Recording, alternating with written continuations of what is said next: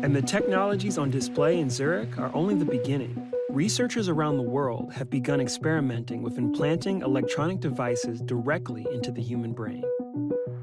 In Columbus, Ohio, we met with one of the world's foremost neurosurgeons, Dr. Ali Rezai.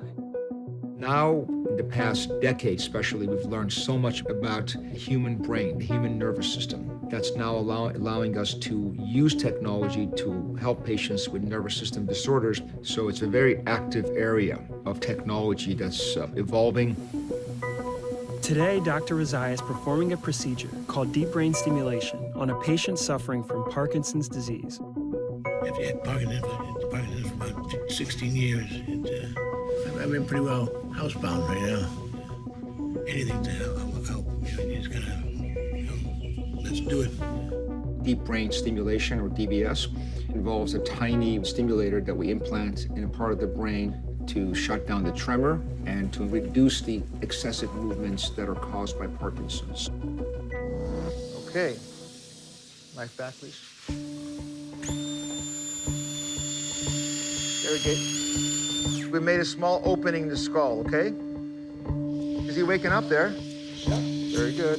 So now they're setting up the micro robot there that's gonna deliver the electrodes into the brain. We're gonna go about 8 centimeters into the brain to get to our target area. Terry, you have a very good brain there. Thank you.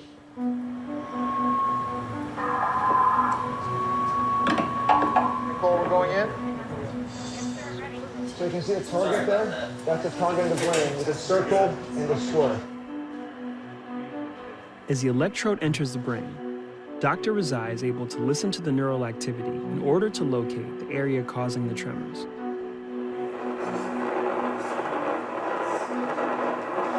You can see the activity here.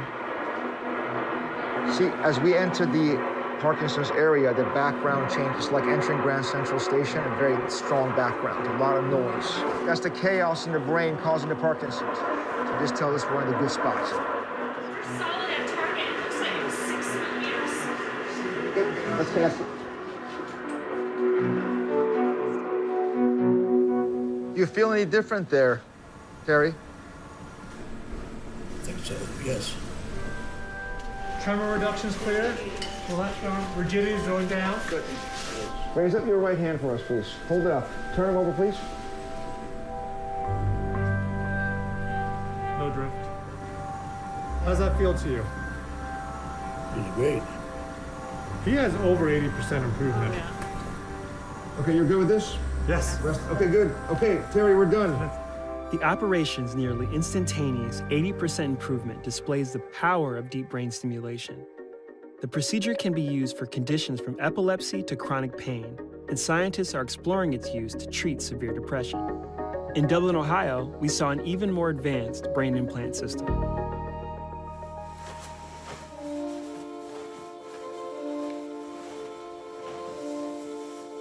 Ian Burkhart, a quadriplegic, is another patient of Dr. Rezai's. After suffering a traumatic injury, he was implanted with one of the most cutting-edge neural technologies. Just a few days after finishing my freshman year of college, I went on vacation with some friends and dove into a wave in the ocean. And I didn't know where I was diving was actually only a few feet deep. So I initially hit my head extremely hard, and that caused me to break my neck. I lost all function from about my elbows down and all feeling from the middle of my chest down. I can't move in any of my individual fingers or open and close my hand. So after I had my accident, I was always looking towards what type of technology could help me in my everyday life. And then one thing led to another, and I decided to get brain surgery and be the first person to move my hand with my own brain.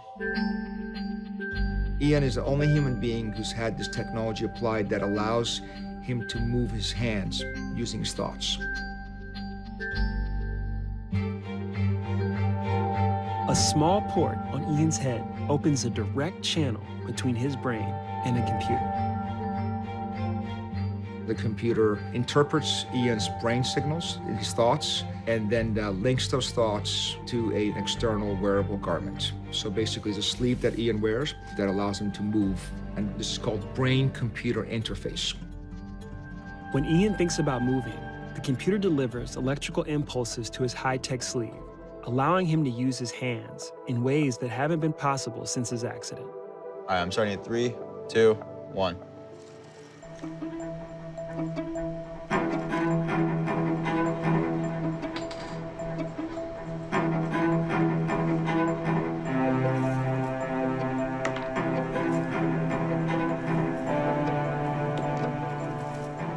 After 4 years of not moving a flicker, he started moving a little bit 2 years ago.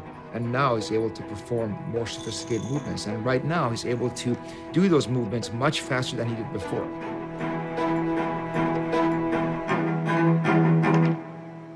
That's amazing. That was awesome. That went really well.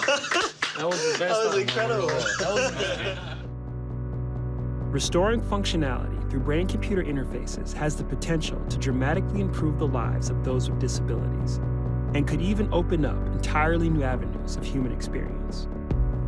Right now, there's a convergence of so many elements in terms of technological innovation. This is really opening up a whole new window into possibilities. So you're able to record brain activity and link it within milliseconds to result in a purposeful movement. There can be potentially means by which we can be able to detect other elements beyond movements. For example, sensations. Index, pinky. Right now is a fantastic time for us because we're learning so much more than ever before about the human brain, one of the final frontiers.